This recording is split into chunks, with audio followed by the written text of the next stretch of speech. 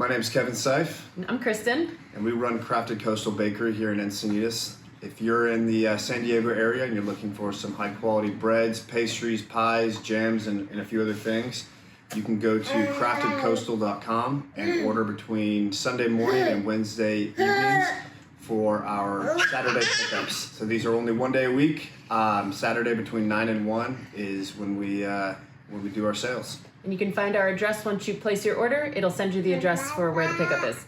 Thank you. This is The Goode Show.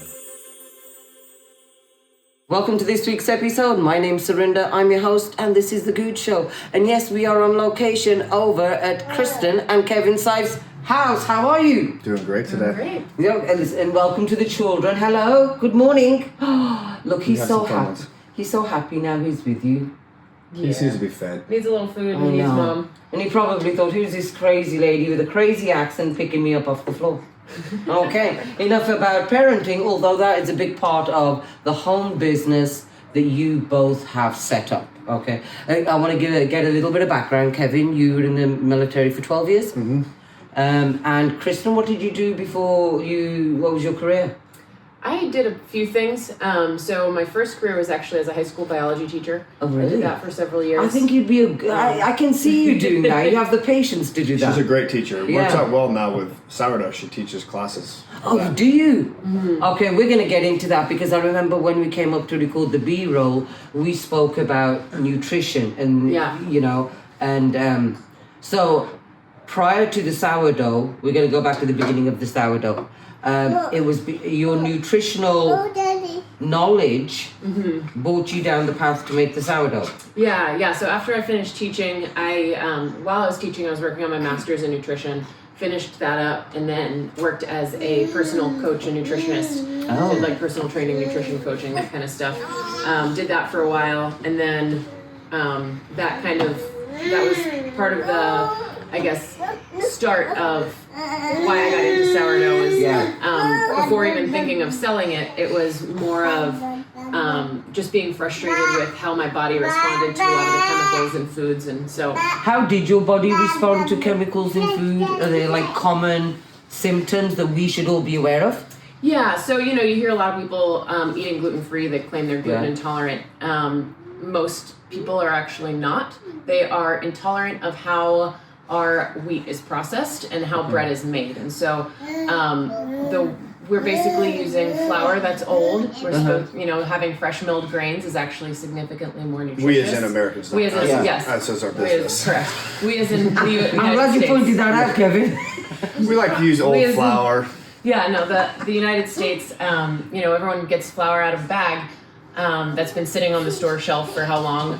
But after about 3 days, over half of the nutrients of wheat are gone after it's been milled. And so by the time you get flour that's in a store, there's almost nothing left. Yeah. And then you combine that with all of the dough conditioners and chemical leaveners and things they get to try to make bread at a higher scale consistently, but all those chemicals end up causing, bloating and gut discomfort and other things like inflammation through the body. Some of them are carcinogenic. Oh, wow. And so... a lot of bromides. That's the word potassium. Oh, you'll see in California it's actually not legal to be in flour or bread, but in a lot of states... It's not legal. Bromide is not legal. Potassium bromate, yeah. Okay. Yeah, so it's called, you'll see flour or bread that has been bromated. It means it's been treated with potassium bromate as a dough conditioner. Okay. And that's actually a well-known carcinogenic that you'll see in a lot of breads across the U.S. Don't be eating that shit.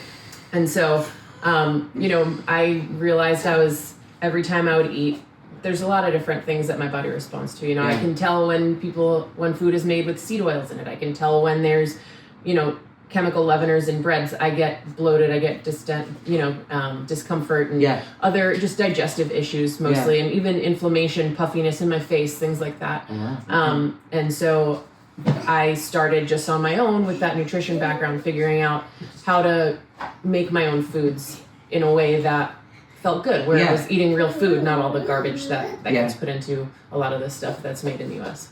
Now, so when you guys started off, right, because this is a big change for you coming from big team, organized entity kind of thing, to, okay, we're gonna... Organized chaos now. Yeah, kind of like we're gonna wing it. We're gonna, because this is how small businesses are made. And the unique thing about you guys that I have to say is, first of all, as husband and wife, you're working together. Because I'll be honest, I couldn't work with my husband. I couldn't, so this is very unique and beautiful as well, because again, after people leave the Navy, that's when you get hit with a lot of shit kind of deal. But you guys have just put this together. Now, you had the idea, you started to make some bread for yourself?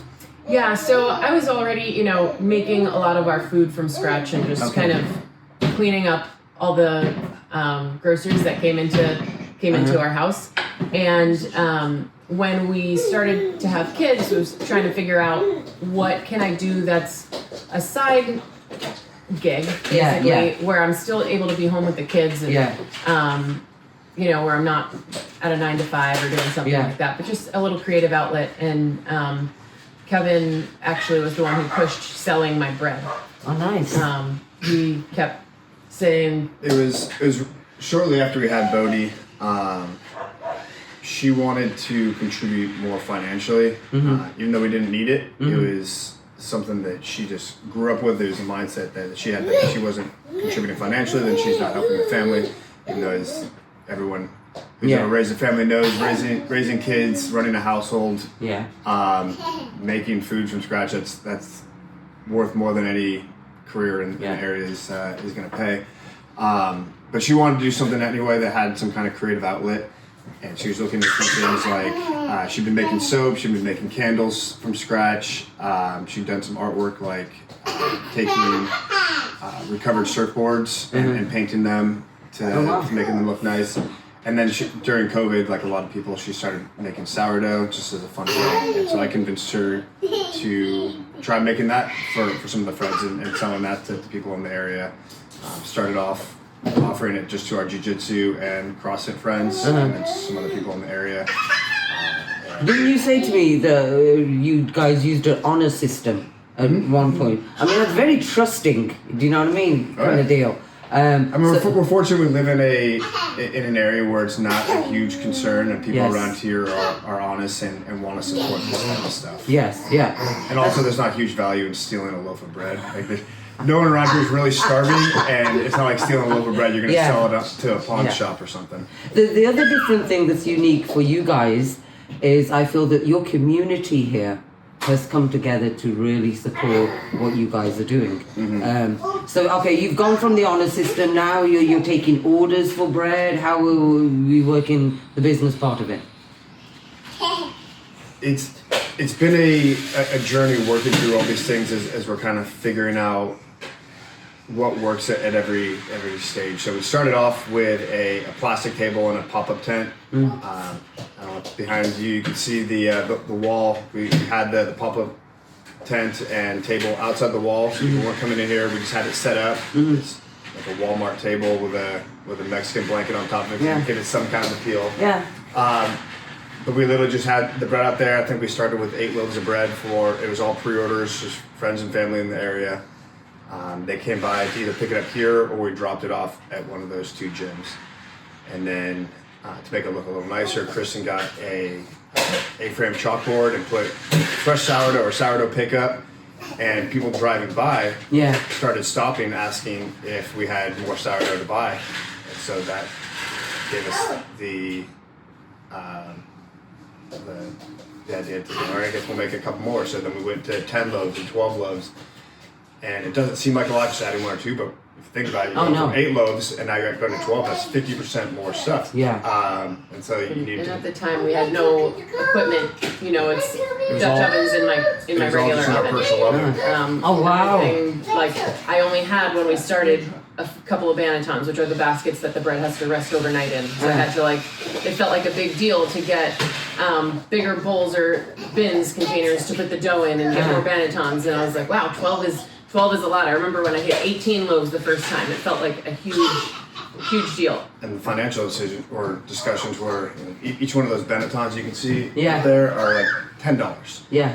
Actually, should I get 4 more? And it's $40. We want it's more stuff we have to store, and so it's just like little things that seemed significant at the time, and now we're like $40.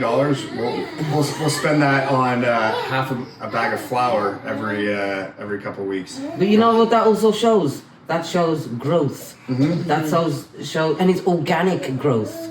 That's the most beautiful thing about it. I just read, and I didn't bring the stats with me today, I'm embarrassed to say, but I just read an article about small businesses like yours that start off in the home and the amount that they actually bring to the economy itself. It's never pushed out there. It was like there's millions of small businesses in the US and they maybe account for, I don't know, 15% of the economy, which really, when you look at it on a big scale, it's a big number. It's a large percent. It's not a large number. I have to ask you, as you're both working together, you must have had some challenges. All the time. Oh, for You know? sure. So how do you guys, living together, married, kids, working from home, you're together a lot. When you have these challenges, how do you overcome them? Like, how do you resolve arguments? That's my question. Well, I'm lucky that he's a pretty steady human. I'm the more up and down one, so that helps me a lot. When I see him just stay calm, I'll be able to kind of walk away and come back when I'll just tell him, I'm like, hey, don't talk to me right now. Like, I'm not going to say something I want to say, so I'm going to walk away, come back. Jiu-jitsu and lifting Yeah. weights. And surfing, getting out in the ocean. You can choke each other up legally. Yeah. And lifting things up and putting them back down repeatedly helps a lot with stress. Yeah, there's been a lot of times I'm like, hey, I'm going to go get a workout in and go do this, and I'll come back, we'll figure it out. And I actually always seems a lot better afterwards, a lot less of an issue. I said to my sparring partner yesterday, I said, I want you to know you just saved my marriage today. I said, because it was time to go to work out, and I was like, I gotta go work out. Now I feel a lot better. But what about challenges when it comes to the business? When you guys are faced with, you're building as you're learning, which is the same as what everybody does, you know. But when you come to that point where it's, okay, we need to figure this out, and it's baffling. What do you do? It's not really a fair question to ask you. I guess you would just... Well, we have a very fortunate situation that our personalities are complementing but different. I've been, you've grown up around the team. 70% is a perfect plan at that point. We'll just figure it out as we go. And so I'm very used to working with plans that I know are going to get changed and just problem solving on the fly. She is very meticulous. You can see the whiteboard over here. We have detailed plans. You probably saw when you were here on that Friday. We got some good footage of that. Yeah, it's a very detailed list, literally down to the minute of like, this is happening at this time.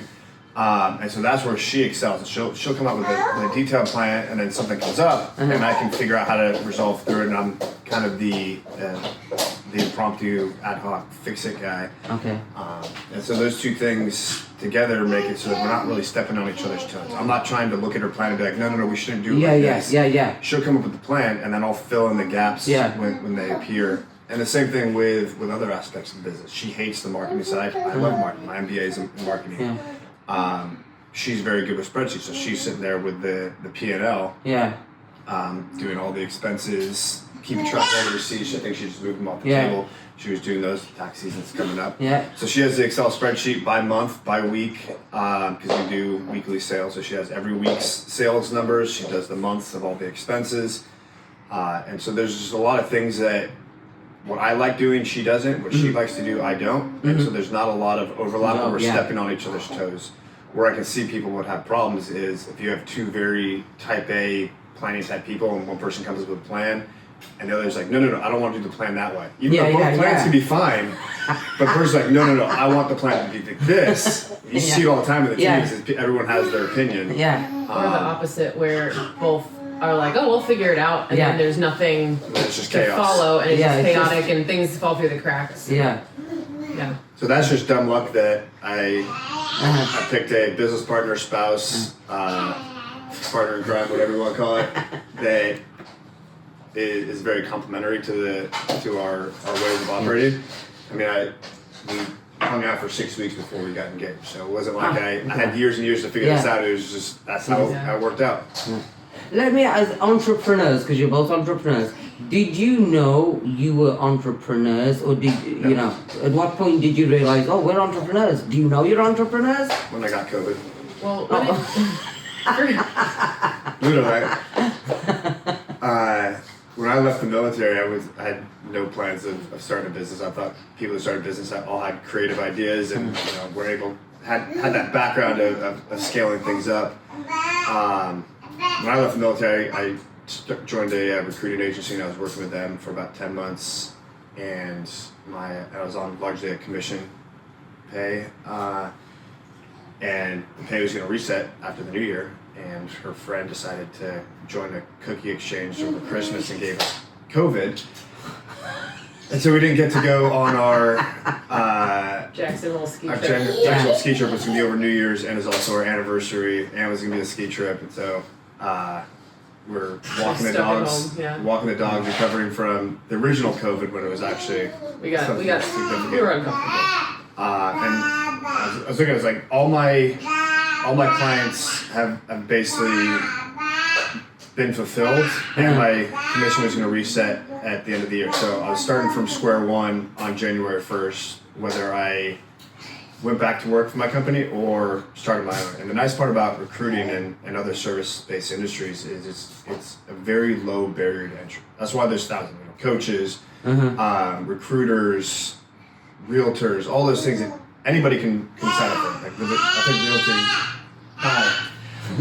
think with being a realtor, I think there's a small test you have to take. With a recruiter, there's nothing you have to take. And so I've learned enough in the 10 months I've been a recruiter that I was like, I can figure this out. I can start my own recruiting business. I've made enough connections. And so I, on a whim of having COVID, was like, hey, do you mind if I just go and start my own? And so And at this time, I was running my own nutrition coaching business. Okay. So I had, after teaching, I was like, I knew that I just didn't want to be in an office setting. I didn't want to be in that structured 9 to 5. I hated it. And so had been doing that, and I'll let you continue from there. And so I was asked if she mind that I did that. And so in the span of a week or two, I got a free Gmail for my new business. I created a logo off PowerPoint and Google. I used Excel as my CRM, and the only expense I had was the LinkedIn recruiter seat, which was like $7,500 a year. And I tell people all the time, recruiting is basically being a realtor for people. You have the buyer and the seller. In this case, it's the business and the employee that's getting hired, and you're brokering the transaction. Yeah. And so it's all based off of landing those deals, and you get a percentage of that salary. Did you start that up? That's what I started, was a recruiting agency. Okay. And if you land one deal, it can be $15,000, $20,000, $25,000, and $7,500 for the one annual software subscription.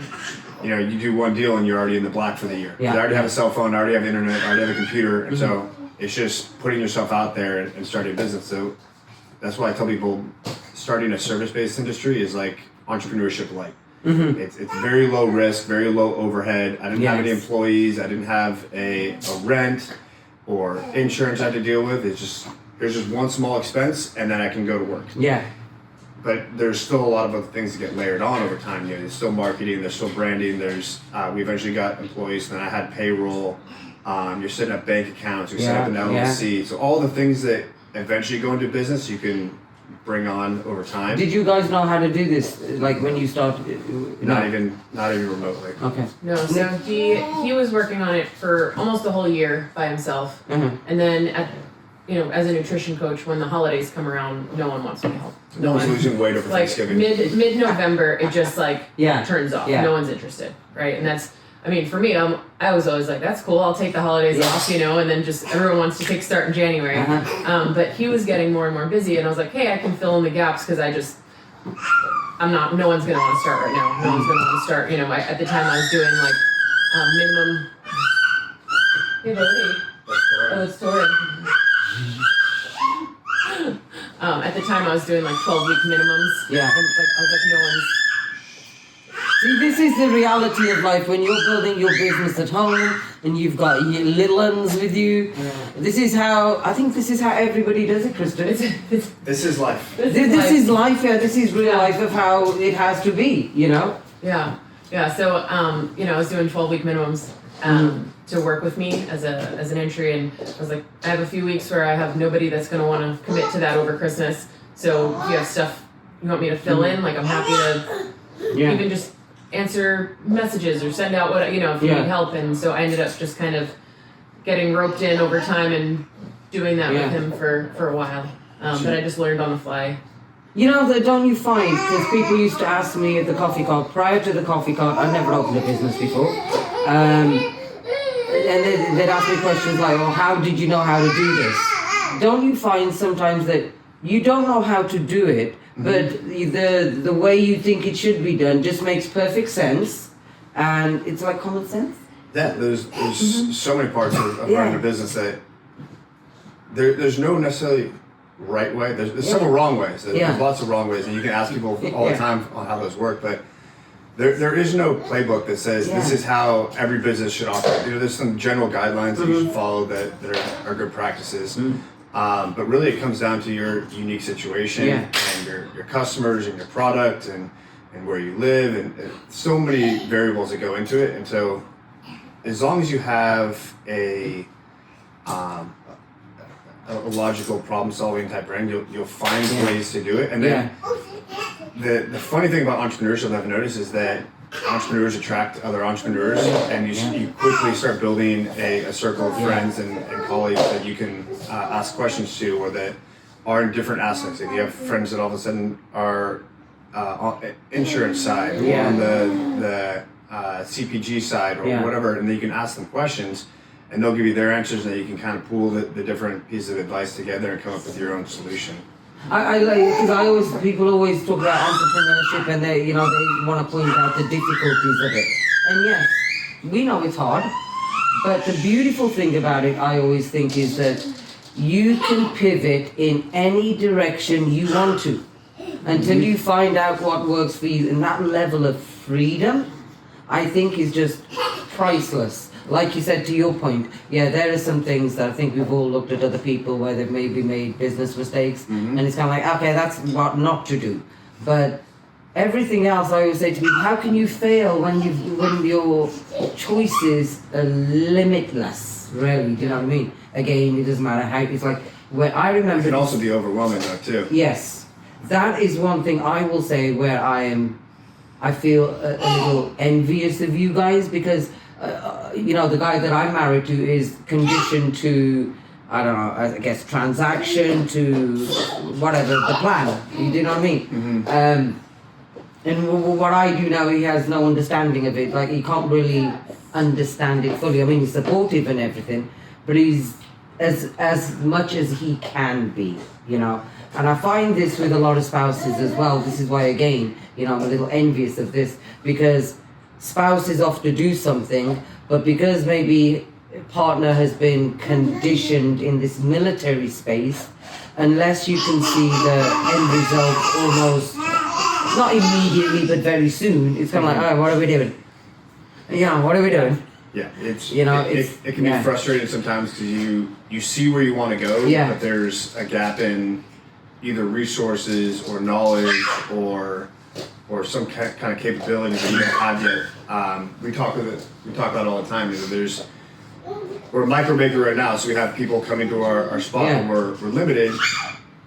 Bakeries, gyms, and other stuff like that, where people want it to be within 5, 10, maybe 15-minute drive. They're not going to be traveling. We do get a couple people that came from Orange County and Chula Vista that came here, but oh, nice. The majority of our customers are in this immediate area. And so we're limited by the number of people in this area. So how do we expand that? Well, we can deliver, but then you have to deal with deliver something like getting the vehicle, getting the driver, figuring out routes. There's shipping, but then you need to figure out how to ship perishable goods. You freeze them, you package it. So I love it because it's just problem solving for me. It's like, here's a problem, let's come up with a bunch of solutions and see what works. Would you guys go to farmers markets? We've talked about it, but when we were starting up, I was thinking about it. Yeah. And the one that's immediately closest to us actually doesn't have any room for another bread vendor. Okay. And so that just kind of, I was like, oh, maybe I'll look into it. But right in that time frame, we just got busier and busier. And so when you go to a farmer's market, you have to, it's not substantial, but you do have to pay a fee to be a part of the farmer's market, as well as, so we operate under a cottage food license. So anytime you don't sell from the place you're cooking, there's a one-time fee. So every week, that's another one-time fee. Every one-time fee. so I think the farmer's market fee was like $150. So it's not huge, but it cuts into your profits every time. And at the time when I'm making $450, $500 a week, Yeah. it's like That's a big chunk. That's a big chunk.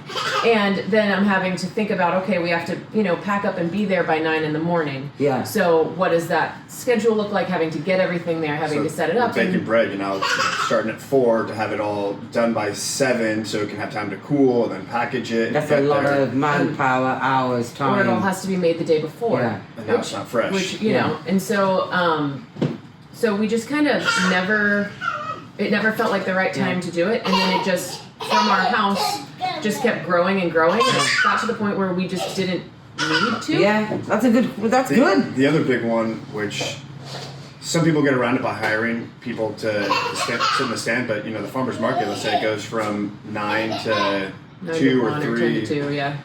You not need to be there that whole time. You're sitting there, and you Yeah. have kids. You bring them. Do you have to get a babysitter? Does one of us go? Do we hire somebody? And A lot of logistics. And so it's just all of these other things you have to figure out. And inadvertently, we essentially made our own farmer's market here. We'll sell our eggs. Yeah. We have leftover eggs from our chickens. Yeah. You've seen all the food around here. We'll I sell love the it. produce. Yeah. And now we don't have to pay a permit. We're at home. The kids are here. The people love seeing the kids, and it gives it that homesteady, homely feel as people get here. Yeah. And as people arrive, we start baking at 4 or 5 in the morning, depending on how big that weekend is. Yeah. And we open our doors at 9, but still stuff comes out of the oven. The earliest we're ever done baking is 11. Okay. So sometimes it's even a little bit later than that. And so as people are arriving, they're seeing breads come out of the oven. Yeah. And Oh, I like smelling that. breads. Yes. And so they actually really enjoy that. Yeah. I think they love seeing that it's that fresh, that it's being made in front of them. The behind the scenes footage that I took, I tell you, I wish we could have captured somehow on camera the smells. You'll become a multimillionaire Oh if you my can figure out gosh, how I to know. put that into Instagram. Smell-o-vision, yeah. I know it was amazing. It was amazing, this, and it tasted so good. And I'm so glad that I took your recommendation on the scone, and you had put a little bit of a drizzle of that ice, and it was a lemon kind of scone, wasn't it? Yeah. That was my favorite. I loved it. So good. Now, how do people get in touch with you guys? Say somebody's listening, they want to order a loaf, a couple of loaves. How do they order that? So you Can they order? Yeah. Yeah. So how we have it set up is that we have a menu that you can find through our website. So it's craftedcoastal.com. And you go on there, click order. And so Sunday through Wednesday, our menu is open. It closes on Wednesday at 5 p.m. And that gives us time because we have to get all the groceries, all the things together. And we start prepping a tiny bit Wednesday night into, we have a full day Thursday, full day Friday. So for them to order, they would just go onto the website, click order. There's a bunch of places you can, and it'll take them to the menu, and you just go through virtually and put your order in. And honestly, that's one of the things that there's no real better time to be an entrepreneur, especially something like this with micro bakery and micro businesses, because the technology is so easy to use now. Where before you need to have somebody develop a website, and then you have to track your orders, and you have to have a decent amount of technical savviness, maybe some level of coding. But now, just the two of us, we have a platform called Hot Plate. They've been phenomenal. They're purpose built for micro bakeries and these pop-up type vendors. Okay. And so it's not a point of sale system that you'd go for at a normal cafe bakery type thing. It's designed for pop-up, so you can create menus. You have an event day. People can order. It tracks all the metrics. The only fee is a percentage of the transaction, so you're not paying a monthly subscription for it. People ask how they can pay. We have PayPal, we have Zelle, we have Venmo. We have Stripe, so we can do credit cards through the RF Apple Pay thing. too. We can Apple Pay, so then it just all goes on our phone. And cash. And everybody loves cash. Well, most people love cash. It's weird that some businesses are like, no cash now. No cash, yeah. I'll take it. And so all these things, and there's no code websites. I've had zero coding experience. Yeah. I built the original website off of card.co, and in an hour I had a landing page that would redirect us to our hot plate menu. And so there's just so many technological platforms out there that you can use with very limited experience, and now you can be a individual or small team business with the power of having multiple team members. I like that. I like that a lot, actually. Listen, before we wrap this up, Kristen, give me a sentence for our lovely spouses out there. They're listening in today. They're thinking of going into a business. They've been sitting there. They've been thinking about it. What are your words of wisdom for us? Just get started. Start small. Yeah. It doesn't have to be the picture perfect big thing at the end. When you have these big lofty goals of what you're gonna do, and you feel like you have to have it all your ducks in a row to have that final product, you're gonna actually fail there because you're gonna be disappointed in that you're not immediately at that place. Whereas if you don't let perfection paralysis get you and you just make those tiny little steps, all of a sudden time goes by and you end up in a better spot than you would have come up with on your own anyway. Kevin, words of wisdom, transitioning out the military. What is there something you wish somebody had told you before you transitioned out that you maybe had a light bulb moment afterwards and went, oh shit, okay. A lot of it just comes down to going through that experience. Try and have some kind of a plan, but just like anything else in the military, know that plan's probably going to change. What you think is important to you, not what you do on a foundation. So we did a pretty deep dive.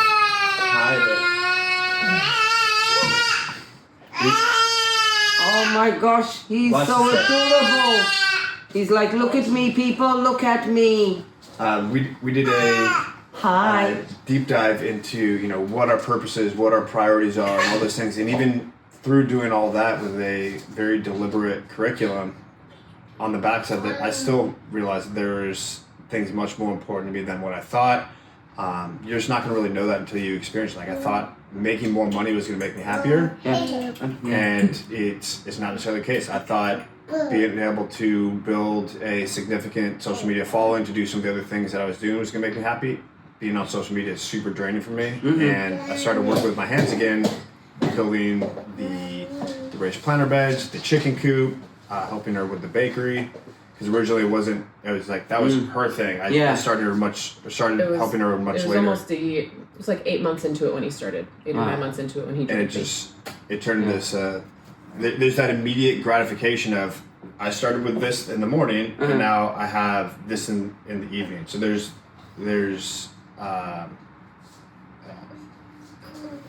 very followable, tangible progression of progress.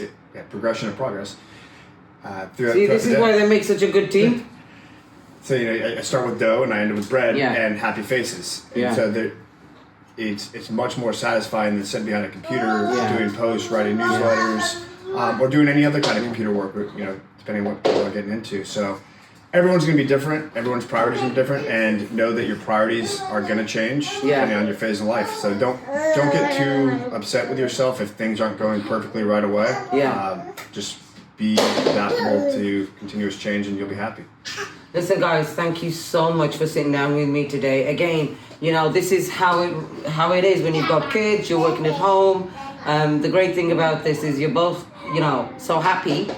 Kids are lovely. Business is going well. This is some good shit. So, thank you again, and I'm going to place my order. Kimmy, we're going to have to place our order as well online. Okay, and we'll be up. All right.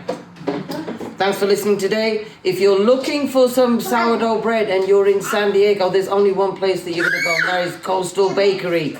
Go online, place your order. Kevin and Kristen Seiff.